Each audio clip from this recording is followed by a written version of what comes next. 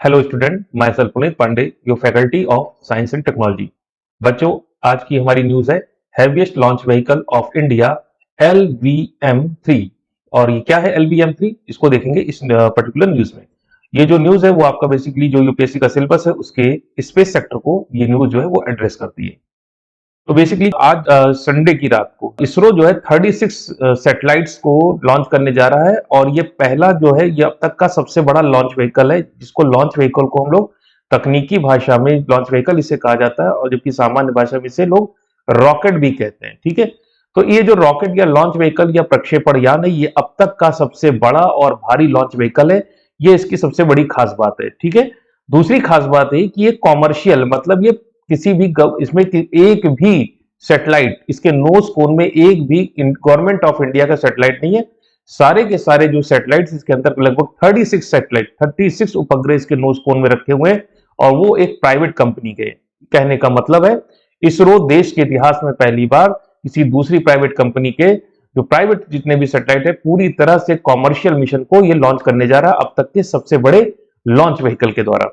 जैसा कि मैंने आपको बताया कि ये अब तक का सबसे हैवीएस्ट रॉकेट है, और इसका नाम है LVM3।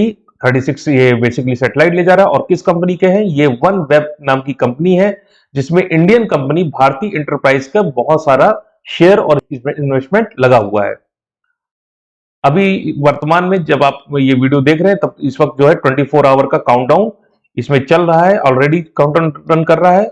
और ये अब तक का पहला कॉमर्शियल लॉन्च है जिसे NSIL, और ये इंपॉर्टेंट है एग्जाम के लिए।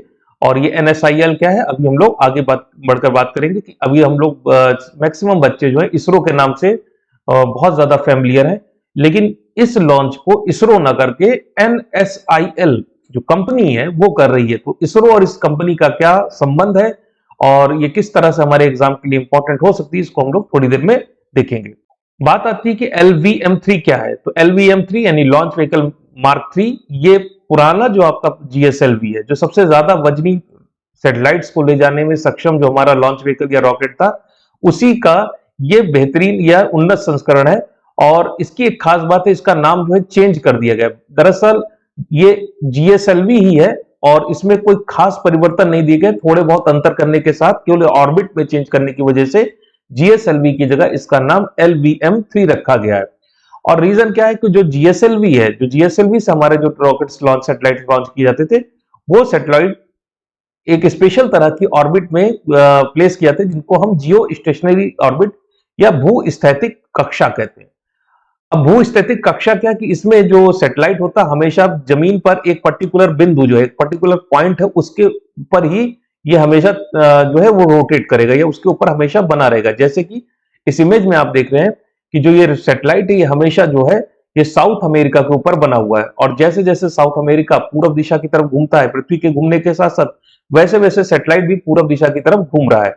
तो ऐसी स्थिति में होता क्या कि सैटेलाइट जो है हमेशा एक पर्टिकुलर कंट्री के ऊपर या पॉइंट पर बना रहता है। ऐसे सैटेलाइट को हम जियो स्टेशनरी सैटेलाइट कहते हैं, और इसके लिए सैटेलाइट को आपको लगभग 36,000 किलोमीटर की ऊंचाई तक भेजना पड़ता है, जिसके लिए रॉकेट का साइज बहुत ज्यादा होता है। इसलिए सैटेलाइट का जो भार है वो बहुत ज्यादा हम नहीं कर सकते।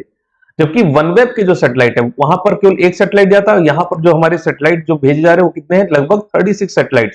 तो ये जो 36 सैटेलाइट्स हैं, इनकी खास बात है कि ये जियो स्टेशनरी ऑर्बिट में ना जाके लो अर्थ ऑर्बिट यानी काफी कम ऊंचाई की कक्षा में भेजे जा रहे हैं, और ये केवल 1200 किलोमीटर, यानी कि जियो स्टेशनरी ऑर्बिट 36,000 किलोमीटर की ऊंचाई पर होती है, जबकि लो अर्थ ऑर्बिट जिसमें ये सैटेलाइट जा रहे हैं ये केवल 12,000 किलोमीटर की है। इसीलिए इस ऑर्बिट का नाम LEO या लो अर्थ ऑर्बिट है।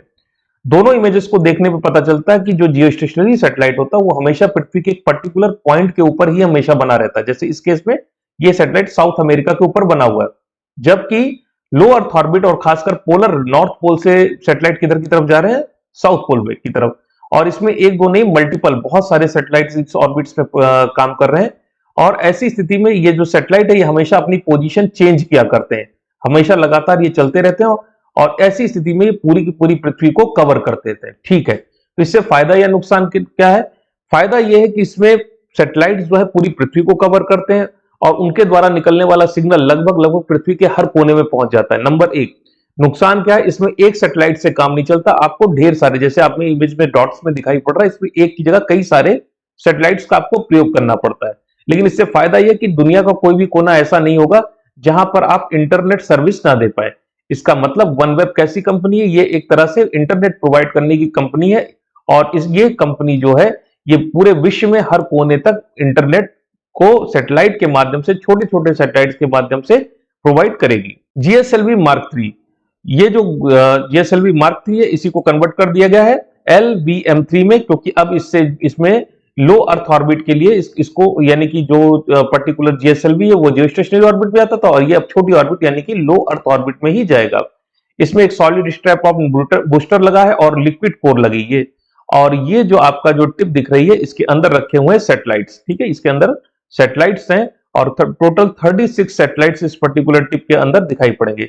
ये आपको दिखाई पड़ रहा है, दोनों स्ट्रैप ऑन बूस्टर है जो सॉलिड मोटर्स चलते हैं, और बीच में लिक्विड स्टेज जो है इसके अंदर पाई जाती है। ठीक है, और ये तीनों सारी चीजें मिलकर, और इसके सबसे खास बात जो टॉप स्टेज है जिसमें दिखाई नहीं पड़ रही है, जो टॉप स्टेज उसको हम कहते हैं क्रायोजेनिक स्टेज।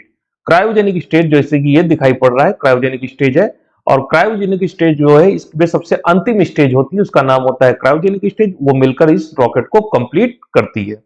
जो इसके डायमेंशन है, बेसिकली LVM3 43.5 मीटर लंबा है, 4 मीटर की चौड़ाई है, और सबसे ज्यादा मात्रा में पेलोड को ले जा सकता है, लगभग कितना 640 टन, और इतना ज्यादा भारी वजन उठाने वाला रॉकेट अभी तक भारत ने नहीं बनाया था, और इसलिए ये न्यूज आपके एग्जाम के लिए इंपॉर्टेंट हो जाती है।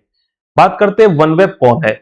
OneWeb एक ग्लोबल कम्युनिकेशन नेटवर्क कंपनी है, और इसका जो इरादा है, टोटल 648 ये सैटेलाइट्स लो अर्थ ऑर्बिट में डालेगी, जो कि नॉर्थ पोल से किधर की तरफ जा रहे होंगे, साउथ पोल की तरफ, और इस तरह से ये पूरी की पूरी पृथ्वी को इंटरनेट से कवर करेगी। इस तरह से इंटरनेट से कवर करने से फायदा क्या होगा, सैटेलाइट्स के द्वारा गवर्नमेंट जो एजेंसीज हैं, जो बिजनेसेस हैं, और ऐसे लोग जो कि डीप कहीं समुद्र वगैरह में काम कर रहे हैं, जैसे कि कार्गो शिप के क्रूज वगैरह, इन सभी को सीमलेसली हाई स्पीड पर लो लेटेंसी कनेक्टिविटी के साथ जो है आपको इंटरनेट सर्विसेज प्रोवाइड हो पाएंगी। अब बात करते हैं कि जो हम लोगों ने शुरुआत में कहा था कि इसरो के अलावा NSIL का नाम आ रहा है, कि इसरो का इस लॉन्च से कोई खास लेना देना नहीं है, इसका सारा काम NSIL कर रहा है।